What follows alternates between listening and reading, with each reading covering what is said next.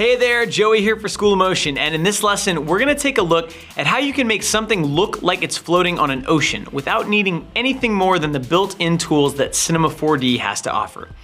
This lesson is about being clever with the existing tools. We'll take a look at how to build a custom ocean texture and then get some text to float on the surface like it's riding the waves. While this may sound a bit complex, if you hang in there by the end of this lesson, you'll learn a bunch of new skills about texturing, rigging, and animating that you might not have known before.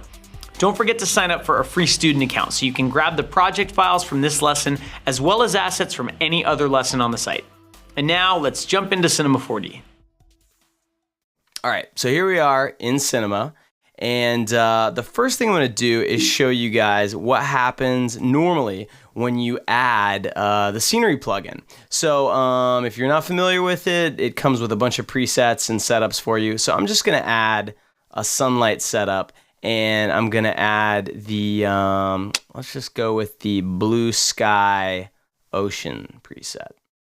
All right. And so by default, when you add those two objects, this is the result you get. All right, and anti-aliasing is turned to low. There's no GI, there's no ambient occlusion, but you can see you've got a pretty decent ocean here, you know, and you've got some nice reflections, and the lighting's nice, and with a little tweaking, this could be a very usable, seamless ocean environment. All right, now here's the problem and a reason I've been getting a lot of emails. Let's say you want something to actually be floating in the water. So let's just take this type and move it down into the water and do a render. Now you'll see the reflections and everything still look great. The problem is you are getting a perfectly straight, seamless line all the way across the object where it's intersecting the water. You're not getting any of the waviness or the ripples or anything like that. And on top of that, there's no way currently with scenery to have this water actually be 3D water. The way it's doing this is with a bump map, and I'm going to show you guys the difference between a bump map and a true displacement in a little bit.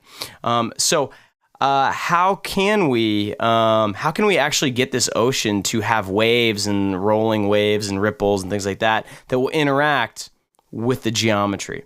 All right. Currently, scenery isn't set up for that. Maybe in a later version, I'll add that as a different type of preset. But what I'm going to show you guys is how you can use, you can kind of make your own ocean, and you can still use scenery with it. You can still use these built-in 16K skies that we provide. These are all seamless, by the way. You can rotate all the way around them, and you can use those to get great reflections out of your kind of home-brewed ocean. So here's what we're going to do. I'm going to open a new Cinema 4D project, and I'm going to add a floor to it, okay?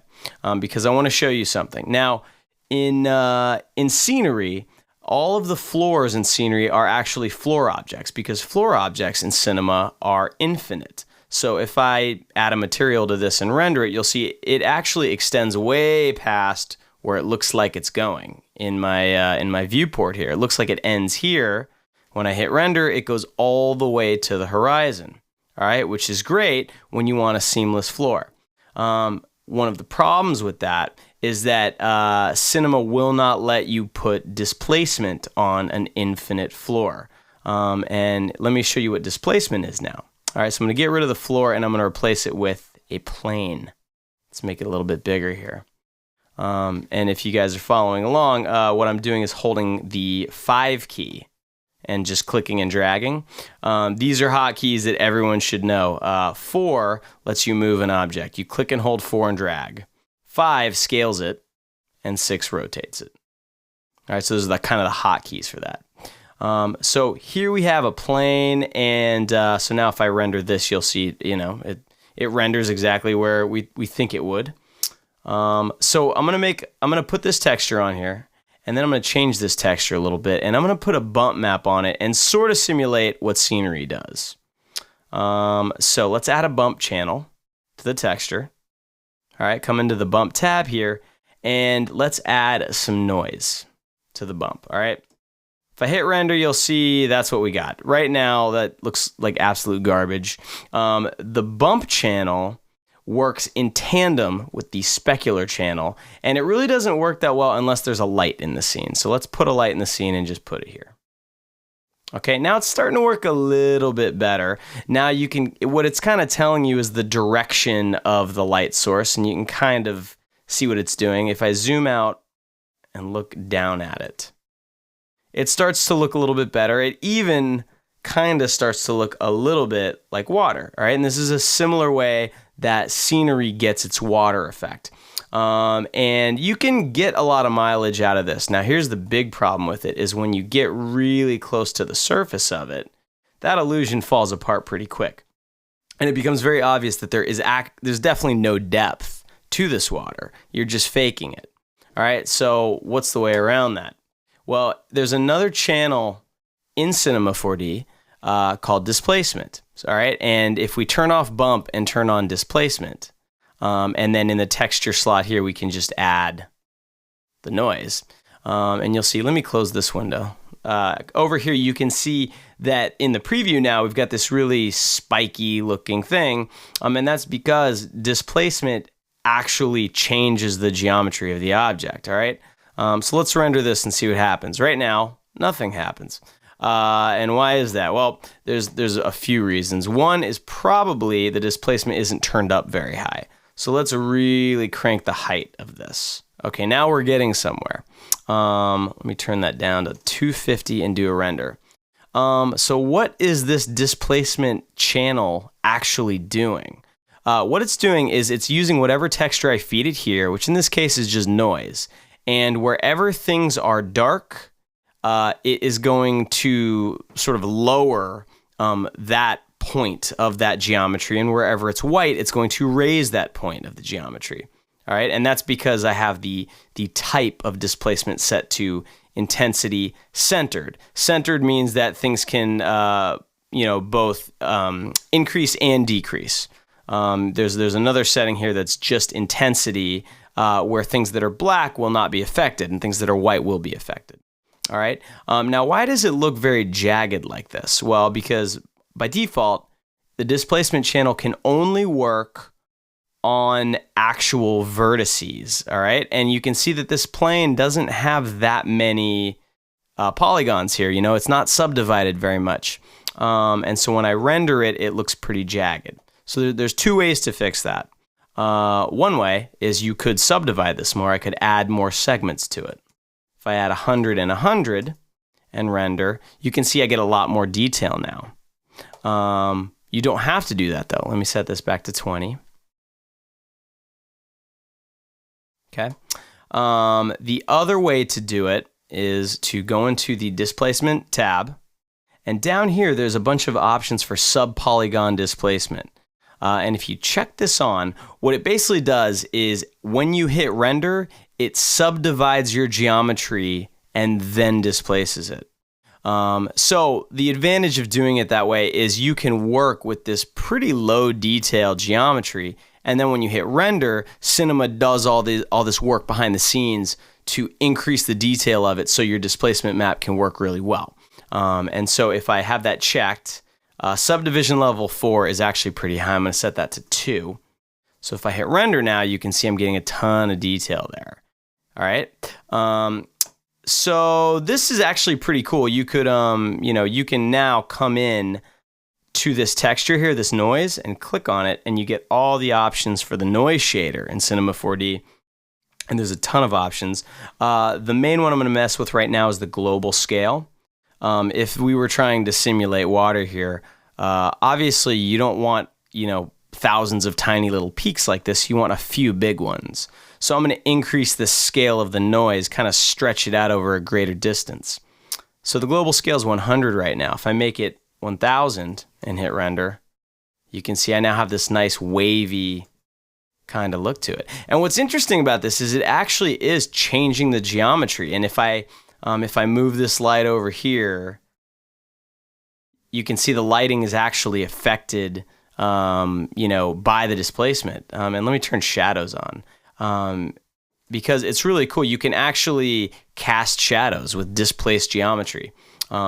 So this is one way to get to get actual 3D geometry that now can interact with other geometry. If I put a cube in the middle of this and then hit render, and let me move the light over here so we can see it.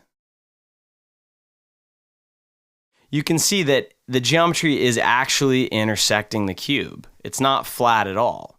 So this actually works, and this is a possibility, but I quickly decided this wasn't the right way to do an ocean. And the reason for that was because if I want this cube, let's say, to float and bounce and bob up and down based on the motion of the ocean. God, I'm sorry, I could not help myself. You can't do that with a displacement map very easily. I'm sure there's some very smart people out there that could figure out how to do it. I'm not one of them, so I wanted to figure out a better way. So let me delete this texture for a minute.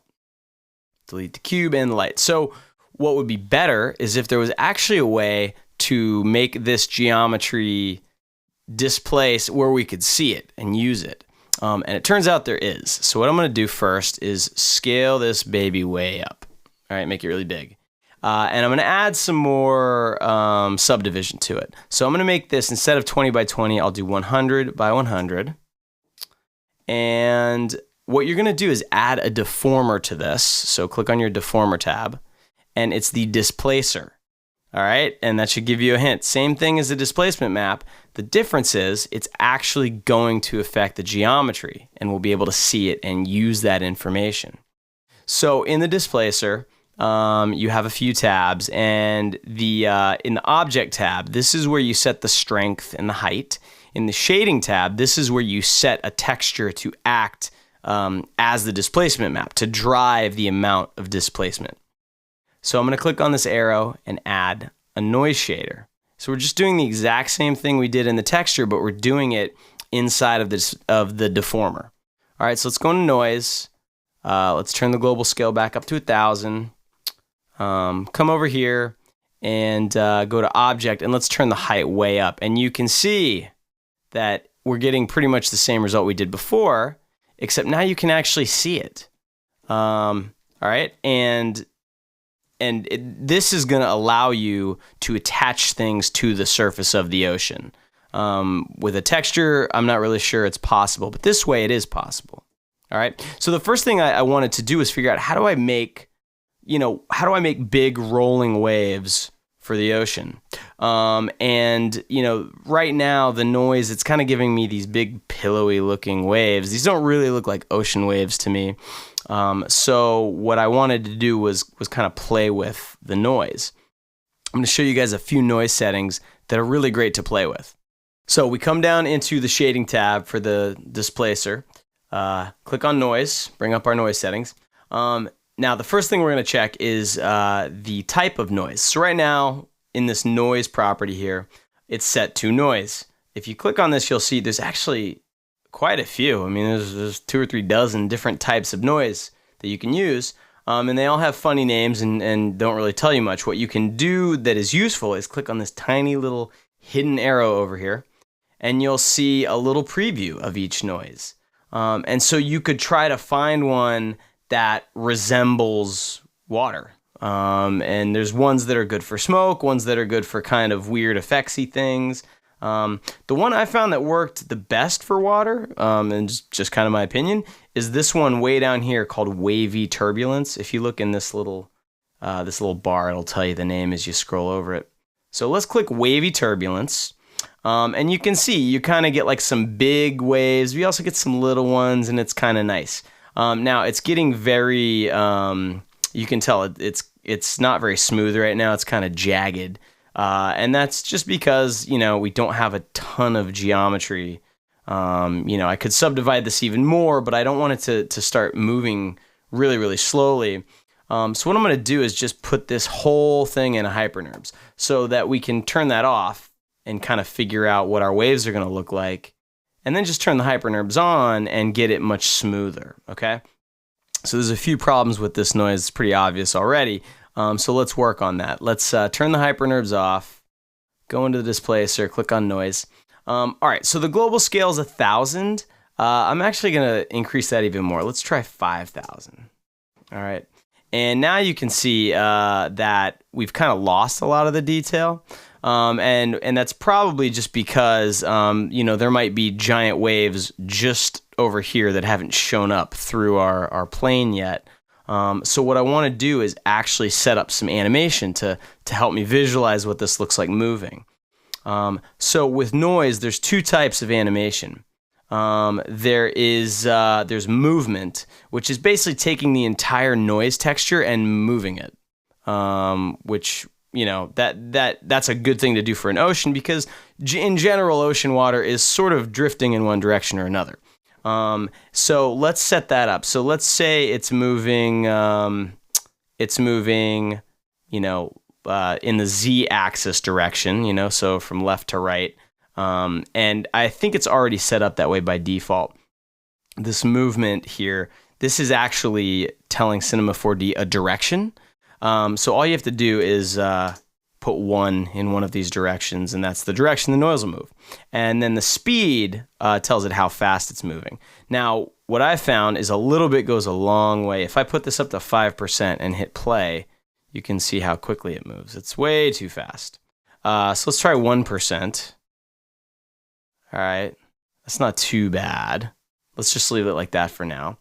Okay, and so now while it's doing this, I'm gonna play with the global scale and just kind of try and find a setting that seems to work well. So 5,000 looks funny, it's definitely not intense enough. But then I might be able to just increase the height too. All right, and what we're looking for here, we're looking for, basically what, if you were on the surface of this, does this feel like something the ocean does? The answer is no, it doesn't feel like it. So let's go into the noise and let's turn that global scale way up, like 50,000. And try and get some really big waves, all right? And just kind of step back in increments of 10,000 until we get something that sort of starts to feel like an overall wavy motion. All right, maybe back to 10,000. Now, what might help this is if we go into the noise, go into displace or go into noise, and we can also animate the evolution of this noise. And what that means is it's going to kind of change the noise over time. And that setting is this animation speed. So just to show you guys what the difference is, if I turn this speed down to 0, so nothing's happening, but I turn this speed to 1, right? You can see now it's kind of, it's changing over time, and it's actually kind of looking a little bit more ocean-like. All right, so let's make this comp a lot longer, make like 500 frames, and that way we can really see what's happening. So when you have this animation plus this, set this to 1. Can't seem to type. There we go. You start to get some really interesting motion. Now this is sort of feeling a little bit like cloth or something like that to me. So I want to try some different noises. Another one I found that worked okay was this, I don't know how to pronounce it. It looks like stupel. All right. Now this one, I think I need to turn the speed way down because it seems to react a lot faster. So I'm going to turn both the speeds down. All right. And this is kind of interesting, but it's a little bit too, frenetic and random feeling. So let's try some other ones. If we could try blistered turbulence. And this is actually starting to feel okay. Let's play with the speeds a little bit. And let's play with the global scale. All right, so this is 25,000. We're getting some pretty big waves. So let's turn that down to 5,000 and see what we get. All right, it's kind of interesting. Another thing to play with is this octave setting. So let me show you what that does. If I turn that up, I think the highest it goes is 20. It adds a lot more high-frequency noise. High-frequency noise are these little chattering things. Low-frequency noise are the bigger movements. If you turn this to 1, it gets really simple, okay?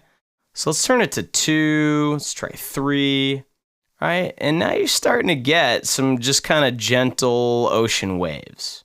All right, and we could turn it back up to 5. 5 is where it was by default. And you can see we're starting to get a lot of little, high frequency. And what I want to do is try and take that high frequency out and do that with a bump map. Let's get the basic movement down using the displacer, and that way we can have things rock and float on this water. But then we can use texture to actually make it feel more like water. Now, we're going to be, I'm picturing my camera kind of right down on the surface of this thing, okay? So this is moving way too much right now. It looks kind of cool, actually, but I think it is maybe a little bit too high. So I'm going to turn the height down. Let's try 2000. Let's see what that looks like. Okay, so now if you're down on the surface of this and something's floating here, one thing you got to be careful of is because there is an edge to this, if you're going to use this as an ocean, you got to make sure that edge can be hidden by the contours of this, okay? So I'm just going to play with the noise a little bit more. I'm going to turn the global scale down to 4,000. Try and get a few more little waves and bumps out of it. All right, and that's a good start, I think, okay? All right, so why don't we take this whole setup here, and let's go back into our scenery scene, and let me just change this. This should say float. Can make it a little thinner. Okay, let's move our camera out of here. Okay, so the first thing we need to do is turn off scenery's floor. Now, scenery is an object preset, which means that it's built out of, sort of Cinema 4D tools and the things that are already built into the program. It's just kind of rigged together with a lot of Espresso and Python. And by default, I'm hiding all of that just to make it simple to use. You can turn that stuff on, and the way you do it is you go into your Layers tab, and there's 2 sets of layers for Cyc. There's the controls, which are visible. There's the layers, which are not. If you turn the layers on, if you look under the M and you click that little icon, you'll see all of these scenery objects actually show up, and you can see all the tags that are on them, things like that. And this floor object, which I've called the luminant, that is the one we want to turn off. So I'm just going to disable it. All right. And now I'm going to paste the ocean from the other scene. Okay. So now if we play this, all right, we can kind of figure out where we need our camera to be. All right. And it's feeling like it's moving a little fast too. So, looking at it in context always helps. I want to slow down the noise a little bit. So I'm going to go back into the displacer noise, and I'm just going to slow down both the animation speed and the movement. All right, that's a little bit better. Could probably even be a little slower than that. All right, but for now, that's good. We're getting some nice rolling waves. You could probably play with the noise a lot more and get it a lot closer to actual ocean. For the purposes of this, we're good. All right, so now how do we texture this? That is a very long answer, and I want to just point out right now that the goal of this is not to give you the perfect ocean texture. It's because that takes a lot of tweaking. I've seen other tutorials where they kind of walk through it, and people have spent weeks trying to perfect an ocean shader.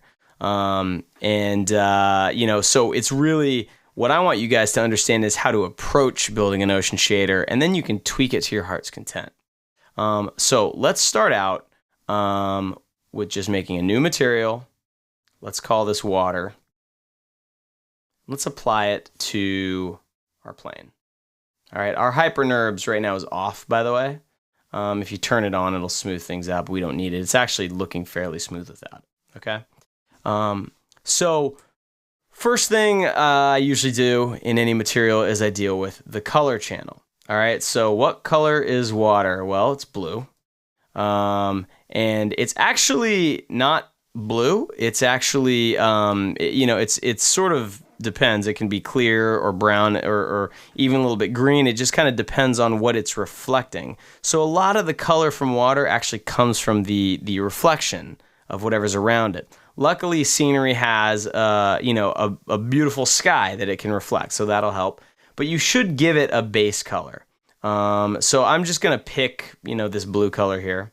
And when I rendered this, you saw another problem, and this is a bigger problem that comes up when you do things like this, is that your sky isn't going to extend far enough down to hide the seam. And so one of the good things about scenery is that I can kind of find, let me make this a little bit longer here. I can kind of find a frame where the water is the lowest. Maybe it's probably here. And I can see the horizon line. That's this dashed line Cinema's showing me. That is where, by default, the sky ends. I can go into the scenery object, though, and there's a vertical shift parameter for the sky, and I can just lower it. So now that sky will always meet the surface of the water, and it kind of feels like we're down in the ocean, which is kind of cool. All right, and I think I see a little bit poking out there, so I may have to lower it a little bit more or just lower the camera to kind of hide that. All right, good. All right, so let's turn on reflection on this texture and see if that helps. So when you turn on reflection, water's pretty reflective, so let's keep it at like 80 and just do a quick render, see what that looks like.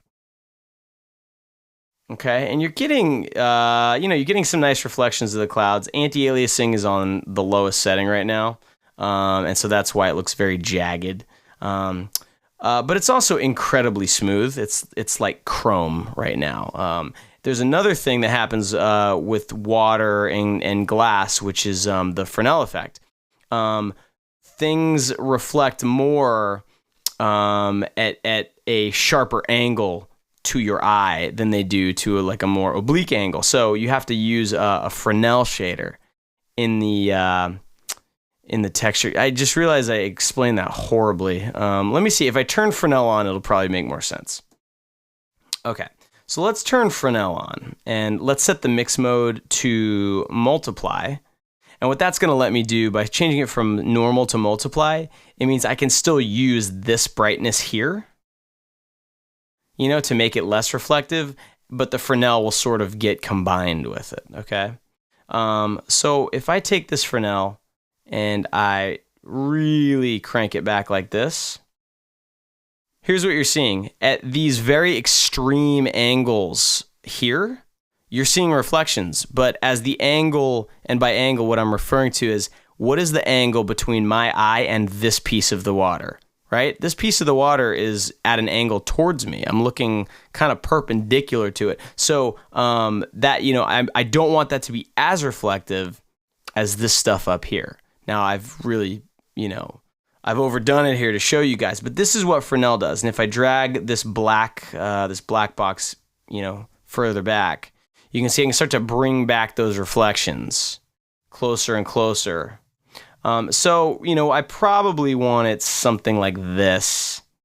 I just want to kind of get more reflections on these peaks than on the parts that are facing me, all right? And it's a little bit of a subtle effect, but without it, especially once your scene is lit and gets a little busier, you will start to notice that it just doesn't look right, okay? So that's the reflection channel. The specular channel, now the way I tend to think of specular is height is the sort of glossiness of it, right? As I turn the height up, you get a brighter hotspot.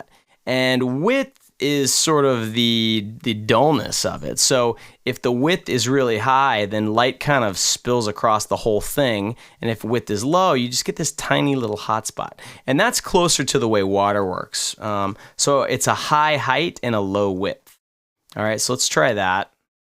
All right, and there's not a lot of lights in this scene, so you're not going to get a lot of specular, but the sunlight object that's in here is actually an infinite light. So you should get some, especially once we add a bump map. All right. So next, let's add a bump map. And we're going to kind of bounce around a lot here as we do this. So I added a bump channel. I'm going to add noise to that bump channel. and I'm gonna go into the noise, and I'm gonna choose, let's try this, this stipple texture. And let's just see what it does by default, okay? So by default, it actually does kind of look swirly like water. It's very, very heavy, and I think the scale is wrong. But you can see that that bump did some really nice things to the reflections, to the speculars. It kind of broke it up, and it doesn't really look like, you know, a blob of liquid metal anymore. It's starting to resemble something that might one day approach being called water. So what I'm going to do is increase the global scale. Let's try 1,000. All right, so we can just get some bigger swirls. 1,000's too big because now I can't actually see it at all. Let's try 200.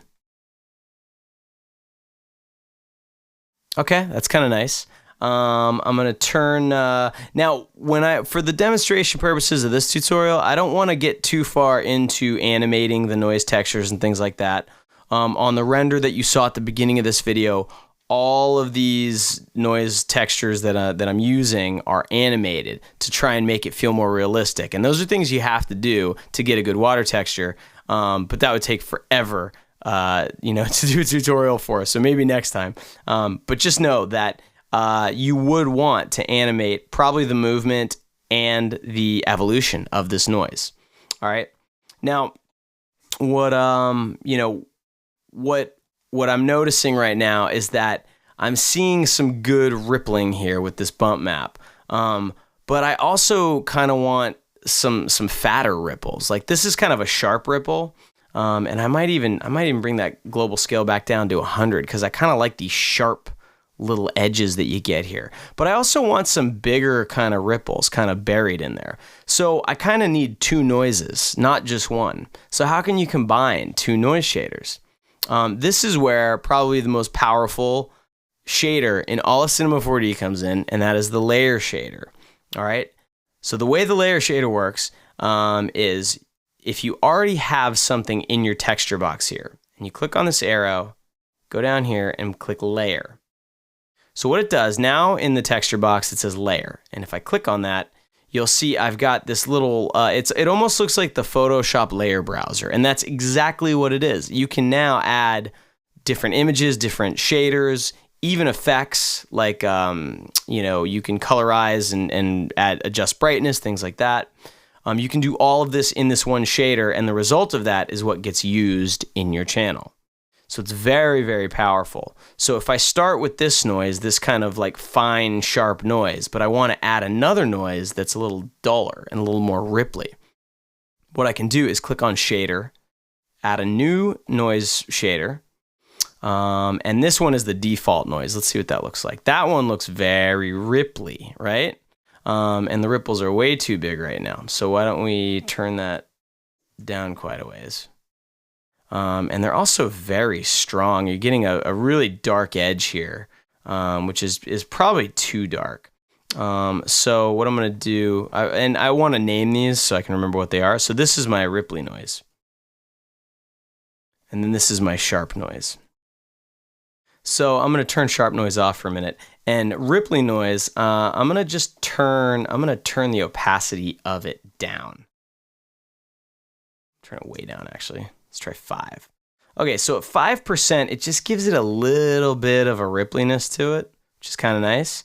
Then I can turn on sharp noise. I can actually put sharp noise on top of it. And by default, this normal here, this is the transfer mode. So if sharp noise is on top of ripply noise and it's set to normal, you're not going to see ripply noise at all.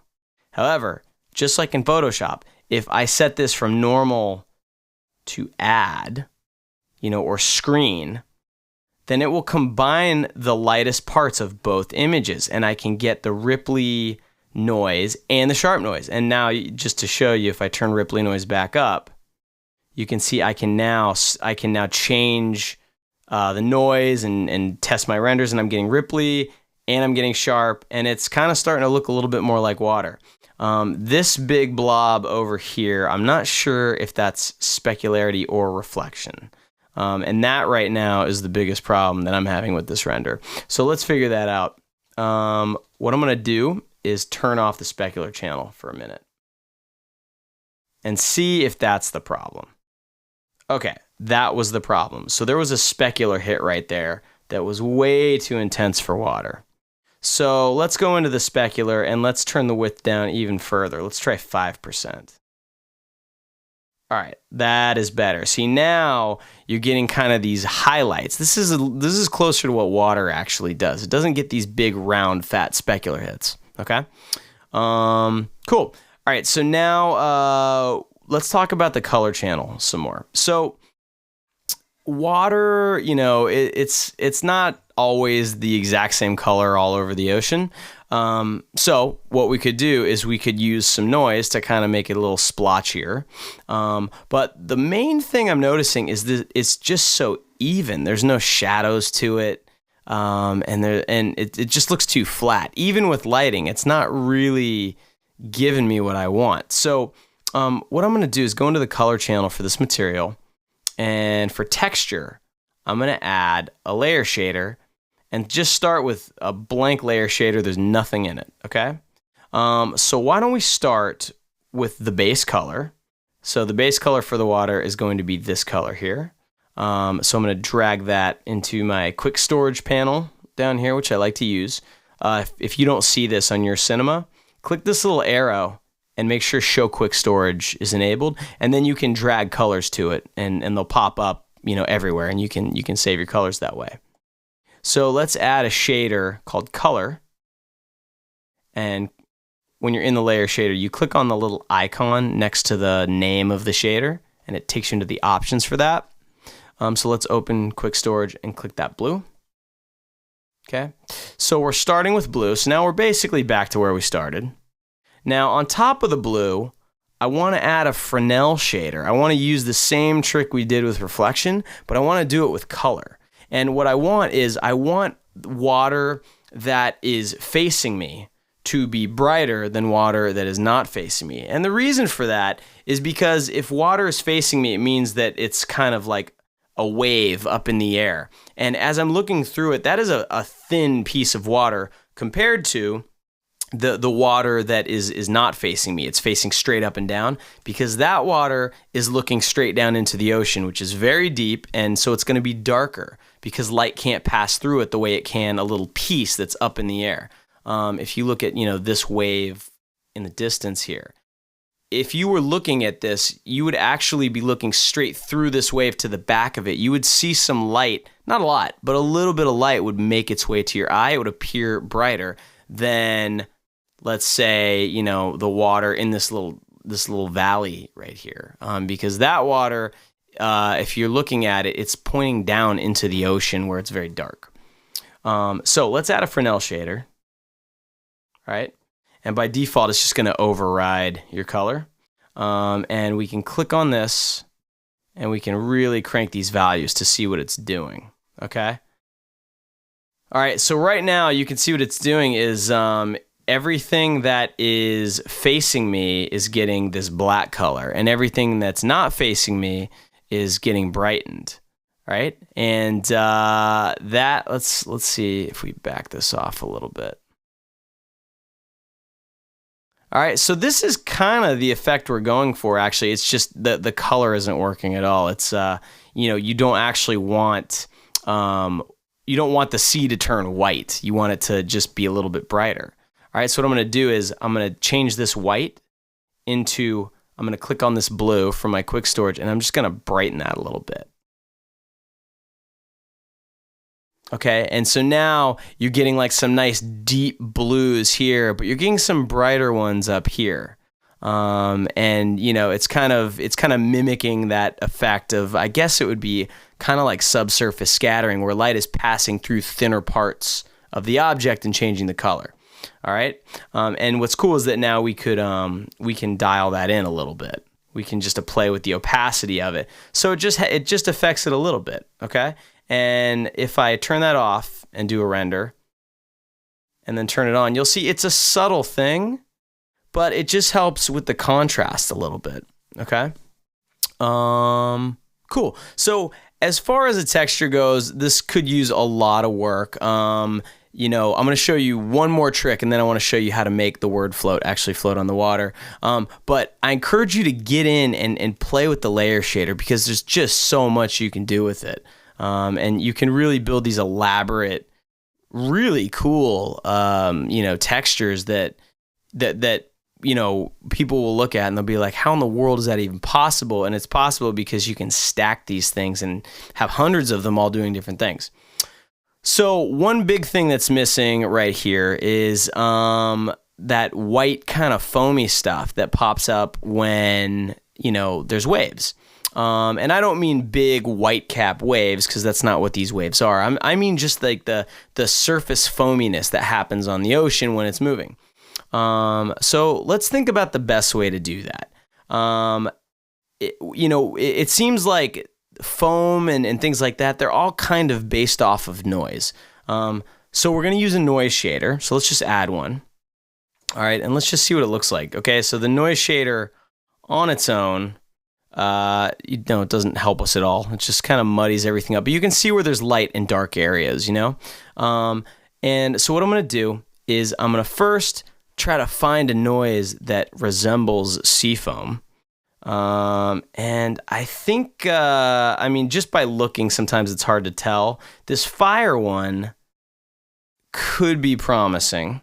And you can try different ones too. I think the one I like is this stupple one. And the reason is it kind of has these built-in, I know it's kind of hard to see on the screen capture, but it's kind of got these built-in wavy structures to it that really help it feel like liquid. So what I want to do is I want to get rid of everything that's not really, really white on this noise. So I'm going to come down here. In this section here, the low clip and high clip, this is kind of like controlling the contrast. There is a contrast control as well, but low clip lets you just control the blacks. And you can see as I adjust it, make it higher and higher and higher. Oops. You can see up here in the preview, it's getting rid of more and more, and it's just leaving these little white areas. And even just by doing that, I'm starting to get some foamy stuff, okay? Which is cool. So the foam looks a little bit big to me, so I want to turn the global scale down a little bit, maybe to 50. There we go. And I want it to be a little bit brighter too, so I can bring the high clip down, and I'll get more white out of it, okay? And you can see now you're kind of getting these little foamy elements on the surface of the water too. Now, right now they're evenly distributed everywhere. So while if you look at one little piece of this, it looks great, overall it looks weird. Water really shouldn't be like that. And on top of that, you can see that we've lost all of the nice color and detail underneath, because this noise effect, it needs to be screened over the color. So I'm going to change this to screen. So now we're getting our Fresnel and we're getting that all in one shader. All right. So again, the power of the layer shader. So now I'm going to show you guys a really cool trick. I don't want this foam everywhere. I want little patches of it. So now how the heck can we do that? That's actually trickier. So what I would do in Photoshop is I would have the foam on a layer, and that layer would have a matte. It would have another black and white image that's controlling the transparency where it's showing through. You can actually do that in the layer shader. All right, so let's grab another noise shader. All right, and let's turn the contrast way up so I can actually just kind of visualize what we're going to be able to use for a matte, because what we're going to do here is create a matte. Now, if I use this as a matte, this might actually work fairly well, but I'd like to try to have bigger sections of foam and no foam. So let's turn the global scale up, maybe like 300. All right, so something like this might actually work, because over here you'd have a big area with no foam, and here you'd have a big area with foam. Now I don't want these hard edges, because that's going to give it, that's kind of look weird too. So I'm going to turn the contrast down a little bit, and now I'm going to get a nice soft result. So now, how do we use this noise texture as a matte for our foam noise? All right, let's go back to the layer shader, and let's name these layers so we can identify them. So this is going to be our foam, and then this one we just created is going to be our matte. So you can actually use a matte in this layer shader, and the way you do that, it feels a little backwards to me, but the way it works is the matte layer actually goes underneath the layer it's going to matte out, okay? So we set that from normal to layer mask, which is the very bottom option, and you can see up here in the preview that it's actually cut out the layer that's directly above it. So we're only getting noise in these few areas, all right? And if we do a quick test render, you can see there's noise here, or foam here, there's foam here, but there's not really any foam over here. There's a little bit, and it just kind of breaks it up, all right? And, you know, if I turn this off and show you guys again, here is where that foam appears everywhere, and it kind of ends up looking almost like, I don't know, looks like a bad fabric or something. And then when you turn this back on to layer mask and turn it on, then now it breaks it up, all right? And it's just a little bit more natural. So this is where I'm gonna leave the texture. This is not bad, and I think if you did a render with this, you would start to notice some of the sin. But it's a good start, and now that you guys understand how you can build really complicated, you know, layer-based shaders like this, you could figure out how to do this exact thing in the bump channel, in the diffusion channel. You could even do it in the reflection channel. So you can do a lot of things to get your textures to feel good. The next thing I want to show you guys is how we get this type to float on the surface of this. All right, so let's, I'm gonna just put a little protection tag on this camera so we don't move it because I like where it is. All right, so first things first, let's position this word in the ocean. All right, so let's take this object, let's just move it down so it's actually in the ocean, and let's rotate it so it's kind of lying on the back. All right, cool, so we like that. Now obviously if I hit play, this is what's going to happen, and that's not going to work very well. So how can we get this onto the surface? Well, there is a pretty easy way that I figured out. So the first thing I'm going to do is hide this. I'm going to create a new null, and I'm going to call this float null. Okay. Now this null right now is just floating in midair. I'm going to put a tag on it. So I'm going to control click and add a character tag. And the character tag I want is constraint. Now the constraint tag, it basically attaches two objects together, and it gives you a bunch of different ways to attach them together. And you know, I'm not going to go over every single one, but once you learn how to do this one way, you'll be able to figure out what the rest of these options do. So in this constraint tag, we're going to activate the clamp option. Okay, and clamp actually just means it's going to restrict one object's motion based on another object. So when you add a constraint, like a clamp constraint, you have to tell the tag which object to clamp the current object to. So the float.All has the tag. It's going to be clamped to whatever object I drag into this target box here. And you can have multiple targets, okay? And sometimes you want that. In this case, we just want one target. And that target is going to be our plane. And now you can see why it's very important that we didn't use a displacement texture, because we actually need to drag this geometry down into this target box, and it will use this displacement to calculate where the surface of this thing is. So the next step is we have a target, and we have to change a couple of settings on it, okay? So the first setting is how do we want to clamp this float.All to this plane up here? Do we want to clamp it to the origin of the plane or something else? If you click on this box here, it gives you a bunch of options. And we want to clamp it to the surface of that plane. Okay, so we'll click surface, and you see as soon as I did that, the null jumped and is now on the surface of this ocean. And what's cool is if I switch to my move tool and I move this null around, it's a little bit hard to see here, but you can see it actually follows the contour and stays always on the surface. It's impossible for me to lift it off, but I can move it this way, I can move it this way, and it will follow the surface, okay? So perfect. And what's even better is as this thing moves, this thing will move up and down with it. All right? Now you're probably starting to see how this is going to work. So that's part one. Just to show you what will happen now, if I let me unhide my type object, and I'm going to move the float null right over it. Okay? And let's position this thing kind of where we want it. And then I'm going to parent the type under the float null. And if we hit play, it's floating, okay? Pretty awesome. It doesn't look that realistic because all it's doing is floating up and down. It's not rotating at all right? And we really want it to kind of bob up and down like a real, like a boat would. So we have to do one more thing, all right?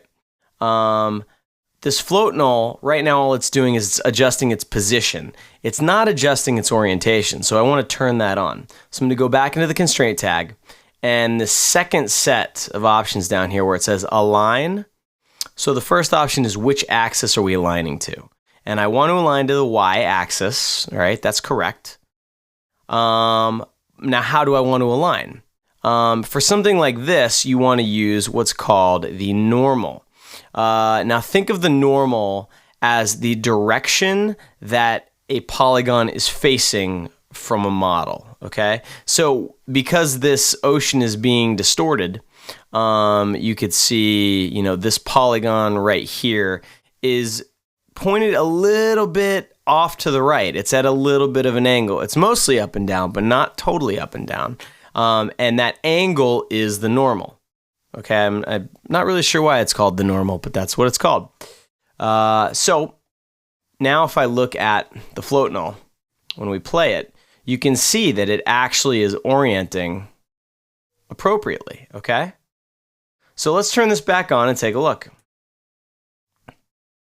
I mean, that's the basics of it right there. That's kind of how it works. So now, just to show you guys one thing that can happen when you do this, what I'm going to do, I'm going to go into the displacer, and I'm going to turn the global scale down a little bit, and I'm going to turn the height up a little bit, okay? All right. So now it's still working, okay? But you can see that it's kind of doing some weird stuff, and it's a little bit jerky in points, right? So what's happening is this null is right here. But when you have a very turbulent surface, points that are very close together might actually be very different heights, So like in this case here, and when we get to this frame, let me scoot the camera around here. So our null is kind of here. But then on the right side of our object, the ocean is higher there. So how can we kind of compensate for a more turbulent ocean like this? It was actually a pretty cool way. So the first thing I'm going to do is take my object out of this null, turn it off. So what I like to do is get one null set up and then just copy it. And move the copy over a little bit. Move the copy over a little bit. Move the copy over a little bit. And you end up with a few different nulls, right? That are all on the same surface. Okay? And what you can then do is take this object, and I'm going to hit Option G. Option G, whatever object is selected, it groups it under a null, and it puts the null in the exact same spot as the object. This is a very handy thing to do sometimes. So now I'm going to call this float null main. And what I want to do is put a constraint tag on this null, have it look at these four nulls and kind of average the position out and the rotation out. So the way we're going to do that is we're going to add constraint tag. So character constraint. That's not a constraint tag. Let's try that again. Okay. Now this time, instead of the clamp, we could use this constraint. It's called the PSR constraint, and I'll just show you what it looks like. PSR, it lets you clamp, or lets you constrain one object's position, scale, rotation, or just some combination of those three to another object. And if you add multiple targets to this, it will average out the PSR of all those objects. So it's pretty cool. It's pretty handy. In this case, if we do that, it's going to give us a pretty jerky feeling animation. So what we need to do is actually not use PSR. We're going to use a variation of PSR called spring. So spring, it kind of works the same way. It takes the position, scale, rotation of one or more objects, averages them out, and then applies that to whatever object has the tag on it. However, it does it in kind of a springy way. It's a little bit looser, and you can control that looseness. So with this float and all selected, I'm in the constraint tag. I'm going to add, there's already one target set up, right? So I'm going to add my first null. And you can see that what it did was it set the length here pretty high. It figures out how far away these two nulls are, and it assumes I want to keep them that far apart. And that's not what I want. I actually want them as close together as possible. So I'm going to change this length to 0, and I'm going to check position and rotation. And then I'm going to add 3 more targets, and I'm going to just one by one add all of these nulls to those targets, set their lengths to 0, and activate position and rotation. Okay. And if we hit play now, it's going to kind of settle at first. All right. And once it settles, you'll see that now, and actually this will probably work a lot better if I position this thing in the ocean. It's going to take the average of those 4 nulls. And you can see the nulls are here, 1, 2, 3, 4. So you kind of want to position your type around that, because that's where it's kind of measuring how high the ocean is. Okay?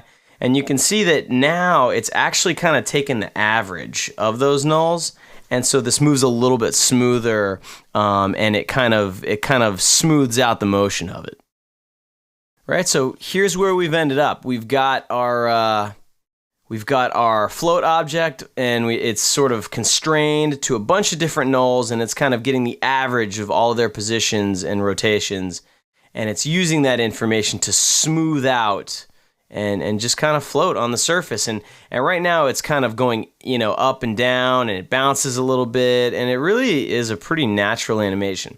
Now you're noticing every time the animation resets, this jumps right back into position. That's because it's set up as a spring.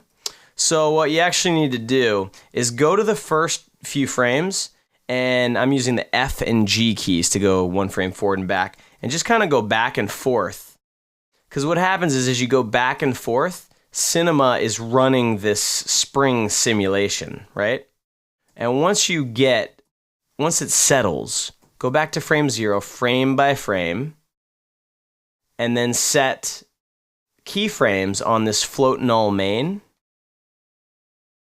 I just hit F9 and set position, scale, rotation, keyframe. So now when I hit play, it starts in the right position, okay? And you can see that it's actually started a little bit high, so I'll have to adjust that. But now when it goes back, when you start it at frame 0, it will start in the right position. These things are a little finicky, but a lot of times, and this works sometimes with dynamics as well, you have to set a keyframe on the first frame of your animation to make sure things begin in the right place. So anyway, so there you go. We've got floating type, you've got a rippling ocean, and you know how to begin the journey of coming up with a really good ocean shader. And when you put all those things together, you can get a really, really cool animation.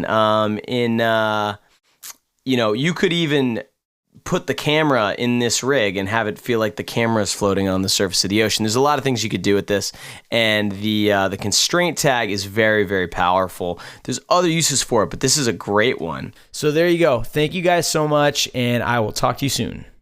Thanks so much for watching. I hope you learned some new things in Cinema 4D today. From how to create custom shaders to a new way of rigging something that you may not have thought of before. And if you have any questions or thoughts, let us know, and we'd love to hear from you if you use any of these techniques on a project. So give us a shout on Twitter @SchoolofMotion and show us your work. And if you learned something valuable from this video, please share it around. It really helps us spread the word about School of Motion, and we truly appreciate it. Don't forget to sign up for a free student account to access project files from the lesson that you just watched, plus a whole bunch of other cool stuff. Thanks again, and I'll see you next time.